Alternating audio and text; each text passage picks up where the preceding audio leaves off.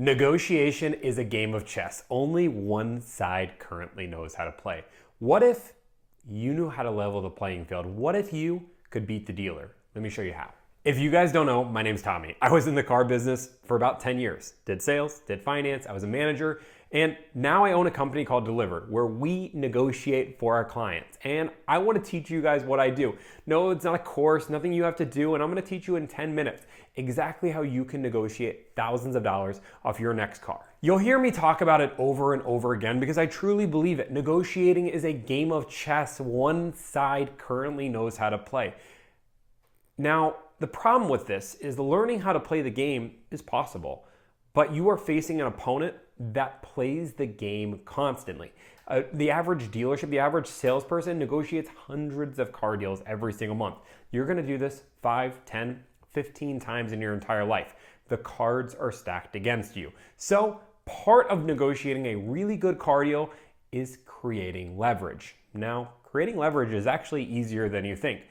All you have to do is negotiate your next car deal at home, over the phone, or online. Let's talk about why we don't negotiate a car deal in store. So first off, dealerships have control when you're in store. They control the pace. If you try to leave, they can stop you. They hold all the power. Sure, you could get up and leave, but there is a social anxiety of doing something that's awkward that us as humans make it very hard for us to do that. Now, again, at a certain point, some people do, but a lot of people fall under the emotional pressure.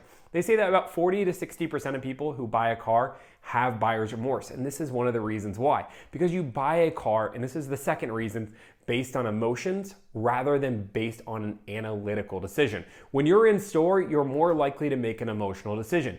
You are making one of the largest financial decisions of your life. You should not rush into that decision. That is why we don't want to negotiate in store. On top of it all, they have almost unlimited resources when you're negotiating in store. Let's say you're negotiating with a salesperson, and that salesperson can't get any farther. Guess what they do? They do what they call a TO, and they get the sales manager that has even more experience jumping on trying to convince you to buy. If not, they can get the general manager involved. They can get another sales manager involved. When you're in store, the dealership has control and they're comfortable. This is where they're playing on their home turf. So if we're gonna beat them at their own game, we have to level the playing field. That's why I say negotiate online and over the phone. Now, when I say negotiate your car deal online, I don't always mean calling the dealership up and actually negotiating. I actually mean doing it all via text and email. So what you're going to do is you're going to go to a dealership's website. Now, you're probably going to go to 5 to 10 because competition always drives the price down. After you go to the dealership's website, you're going to go to the exact car you want to buy.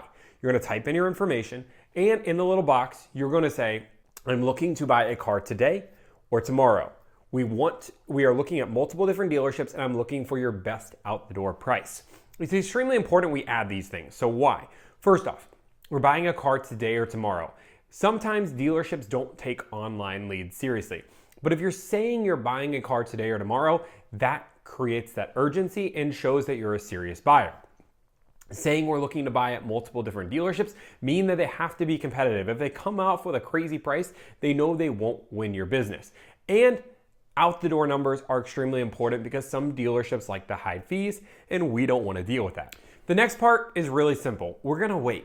We're going to sit on our watch and we're going to wait until dealerships start to send offers. Now, out of 10 dealerships you might call, maybe 5 of them will send you offers, but one of them will normally be better than the rest. Once we do that, we'll take that offer and we're gonna send it to all other 9 dealerships. Even the answering dealerships didn't answer. The reason being is normally they will still try to be competitive and it doesn't hurt. It only takes a few extra seconds to send these to these dealerships. We're gonna keep doing this over and over and over again until a dealership won't go down anymore. Not every dealership's want to negotiate online. About 20% of them won't. But if we're doing this with a massive amount of dealerships, we will always get the best price. My rule of thumb is try to save 7 to 10% off MSRP. If we're able to save 7 to 10% off MSRP, guess what? We got ourselves a great deal. Now, I say negotiation is a game of chess. And this is just our opening. And if you've played chess before, you know you can't just do the same opening without expecting the opponent to fight back. The dealership's number one goal is to get us in store. If we're in store, they hold leverage. So they're gonna do everything they can to get us to go into store. You have to understand that some dealerships might say something along the lines of, We don't negotiate in store. Or if you want the best price, you have to come in. There is a really easy way to combat this that so many people forget, and so many people fold at that exact moment, and they tell me, hey, Tommy, your method doesn't work. It doesn't working. What I normally say to a dealership that won't give me numbers over the phone and says the best deal is in store because presence is power is I'm talking to multiple different dealerships. I work a lot of hours. I stay very busy. I try to reward a dealership that is going to make my life easy by giving me numbers over the phone. I've learned that if a dealership isn't willing to give me numbers over the phone, they're not going to be easy to work with in store. I'm telling you guys, I use this line all the time. I do this with 50 to 70 deals a month. I'm talking to hundreds of dealerships a week. This makes most dealerships fold. They just say, okay, fine, let me go talk to my manager. And that's where the other thing is. We want to talk to the manager. And no, not because we're a Karen. We actually don't even need to talk to the manager. I actually think the exact opposite. I try to be as nice as I can to the salesperson. When a salesperson is working a car deal, there's two different ways that they can work a car deal. They can work their manager or they can work their customer. What does that mean? So when you're working your customer, you are trying to get your customer to pay more money for the car. It's traditionally what we see as consumers.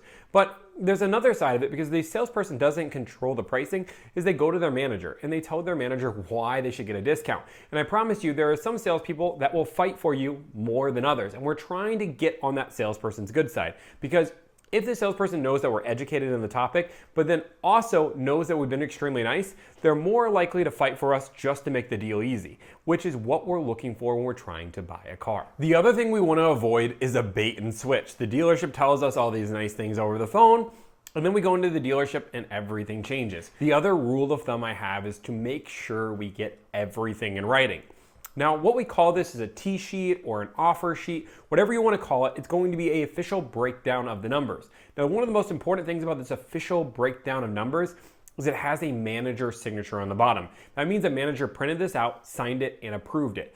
If we have an offer like this, guess what? We're way more likely to have this bait and switch not happen. I would say about 99% of my deals that I have a manager signature on, there isn't a bait and switch. And the final thing I want to leave you guys with is when we're negotiating a car deal, we always want to focus on the out the door number, the final number at the very end. We do not want to focus on monthly payment. If you need to learn how to focus on a monthly payment, you need to learn how to calculate your own payment, which I can make a whole separate video on. But when we're negotiating these car deals, we truly want to look at what the out the door number is and comparing that to multiple different dealerships. That is how we get the best deal. Now, I know I'm going to do more live negotiations, but I love doing educational content. So if there's a topic you guys want to see, I want you guys to let me know in that comment section below. Don't be afraid to subscribe to the channel as well. So I'm going to teach you guys so much more. We're going to do a lot of long form content, a lot of car reviews. I'm so excited to help everybody out. Thank you guys so much for the support and have a great day.